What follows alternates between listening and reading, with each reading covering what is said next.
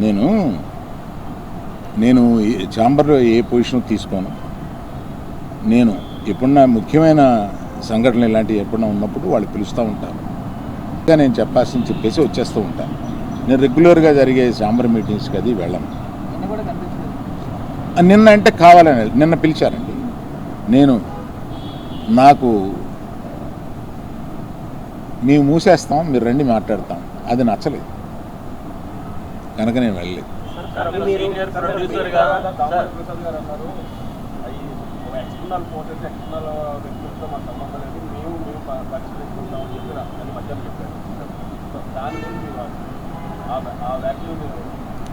అంటే మాలో మేము పరిష్కరించుకుంటాం అన్నది ఏంటంటే, నిర్మాత, డిస్ట్రిబ్యూటరు, ఎగ్జిబిటరు మధ్యలో సమస్యలు ఉంటే మేము పరిష్కరించుకుంటాము అని అనుకుంటారు అని అనుకుంటున్నాను.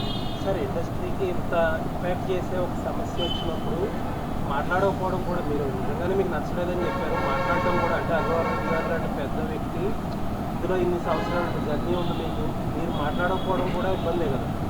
అవునండి, అందుకనే మీరు చెప్పాల్సింది కదా. అవునండి, ఒక్క ఎగ్జిబిటర్స్ చెప్పకుండా టోటల్గా ఆంధ్రప్రదేశ్ చెబుదామని తెలంగాణకి చెబుదామని వచ్చాను ఇక్కడికి. ఈ సమస్య అయిపోయాక వచ్చారు? లేదు, అవలా. పవన్ గారు రిటర్న్ గిఫ్ట్స్ అని చెప్పారు, దానిపైన మీరు నిజమే కదండి. పవన్ కళ్యాణ్ గారు బాధపడింది 100% నిజం.